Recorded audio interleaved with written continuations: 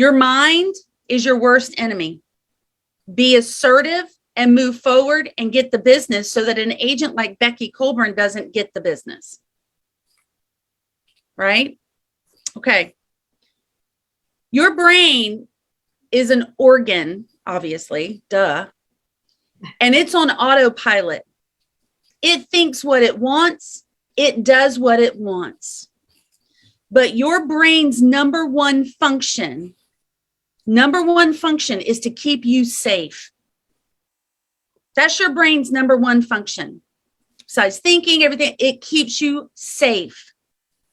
Now, what it doesn't know is that what it's keeping you safe from is actually something that's going to benefit you. All it knows is that you had an experience in the past, and from that experience, it's driving your future because you had one bad thing happen, and now it's afraid of anything that looks like that, and it's trying to keep you safe. Back when you were in caveman days, that was a good thing. In 2022, it's not. Okay? Your mind is controlled by you, which is why you have to reset your mindset every single day. You must reset your mindset every single day. And I'm looking down because I've got a lot of notes on this. Here's all my notes, right? Your brain and your body want to survive. So it remembers situations that are scary to you. So if you've ever had a situation where you called someone and they were not happy with you calling them, and they made you feel really bad about calling them, and they were rude to you or they were mean to you, or maybe when you were growing up, you watched your parents be mean to telemarketers. How many of you had parents that hung up on the telemarketers? Right? Okay. And then they got off the phone with the telemarketers and they were complaining about them. So our brain is scared of cold call. Our brain is scared of any situation in which we don't have some certainty of the outcome. And so we just won't do it.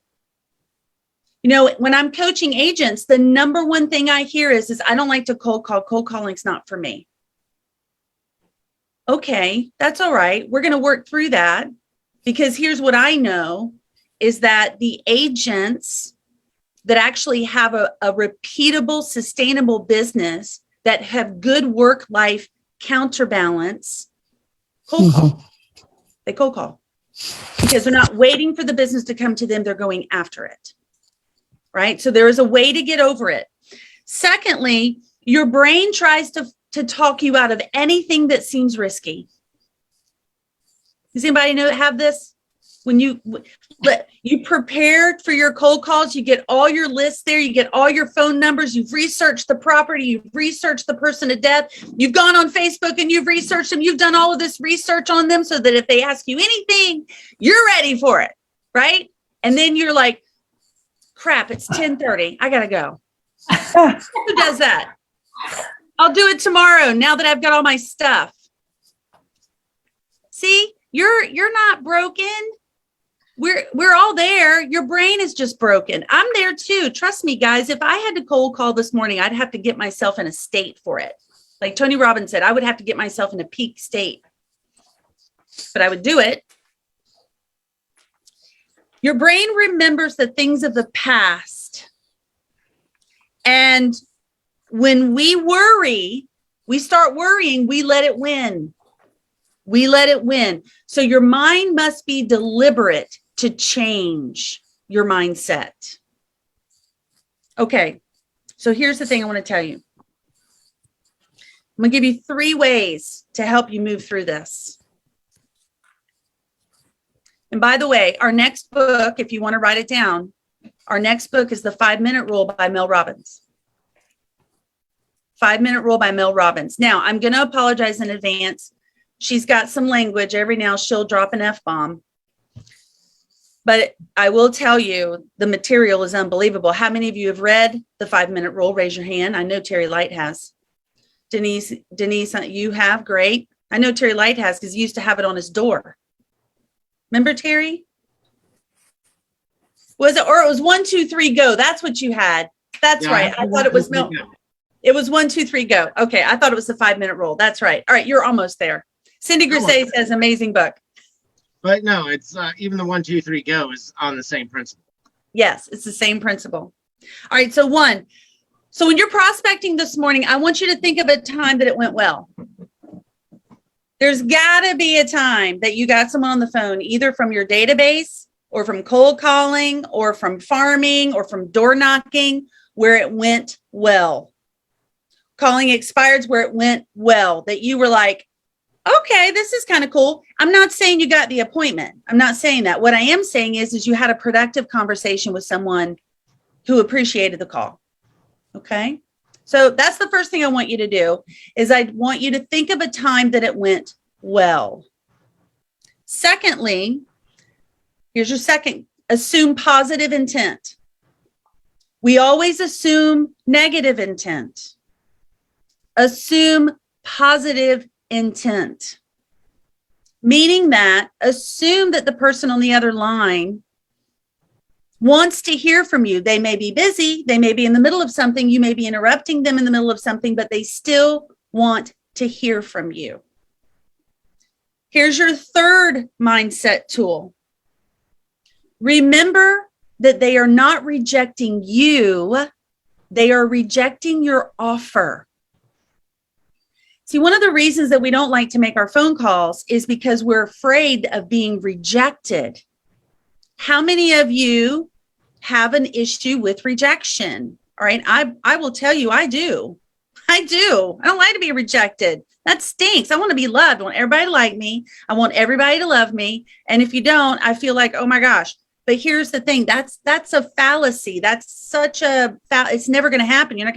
Everybody's not going to love you. Right. Oh. My friend, Catherine Rain, who is a luxury agent. She's the #1 agent for Keller Williams in all of Florida.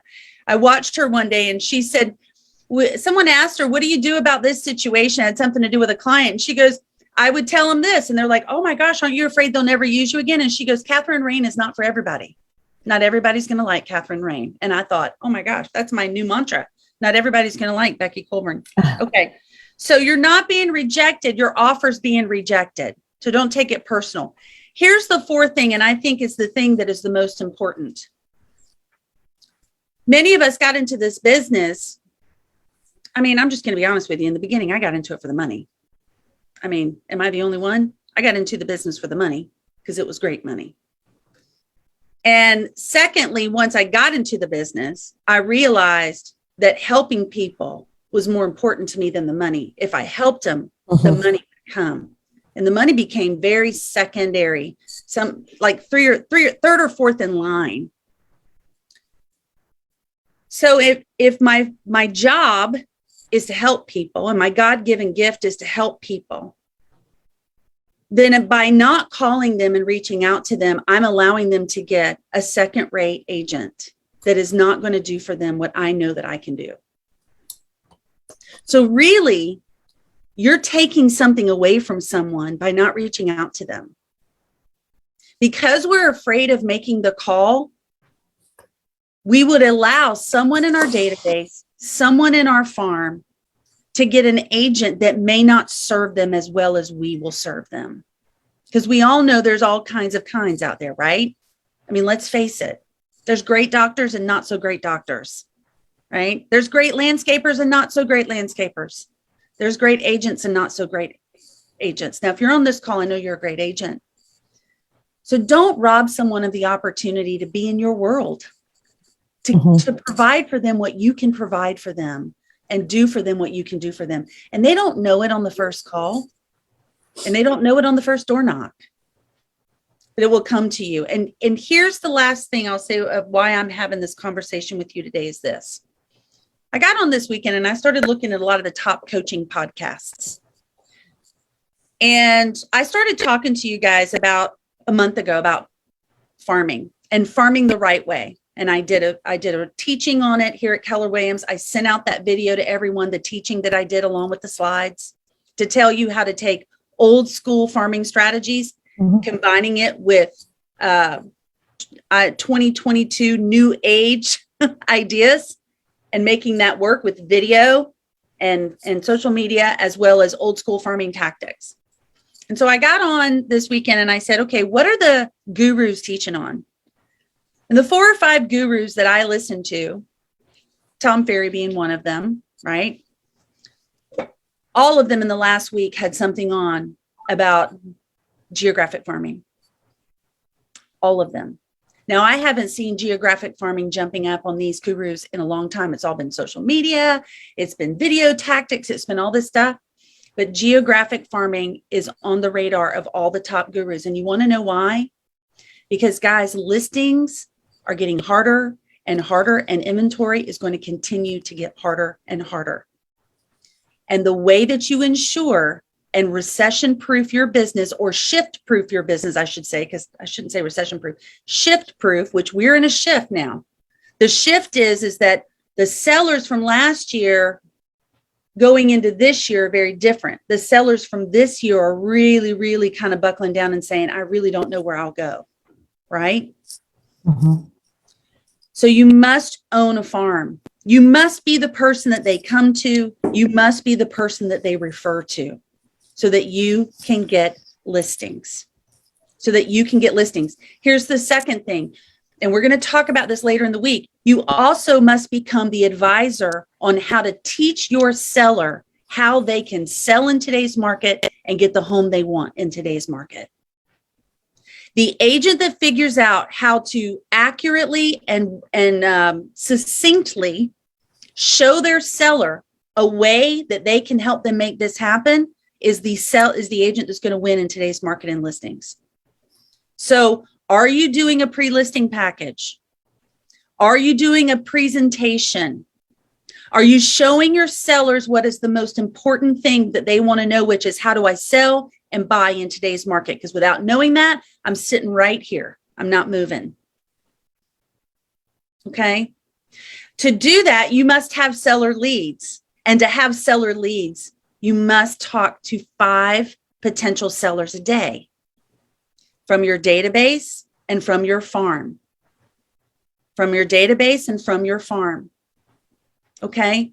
Now, when we get off this call, I'm going to say, do what? What am I going to say? Do? Somebody tell me. Take yourself off mute. What are you supposed to do? Thank you, Lead Robbins. generate. Lead generate. Calls. Lead Call generate. people. Lead generate. Call people. You need to talk to at least 5. In today's market, it might be 10. But if you're not even getting 5 a day, start with 5. And I want you to call your farm. Call your database. Get into relationship with potential sellers. Because that's what this year is all about. Getting into relationship with sellers. Buyers are like manna falling out of the sky, but if there's nothing for them to buy, how does it help you? So go get sellers. This year is going to be a defining year, in my opinion. And I mean, I've only been doing this 25 years, but I will tell you that this year is going to be a defining year, in my opinion, for the agents that go after the sellers and the agents that won't make the phone calls. It's a defining year. So I want to help you move through your fear of it and just understand that there is an agent out there that's going to call them and make it happen. It might as well be you. Who better to help your client, future client, than you?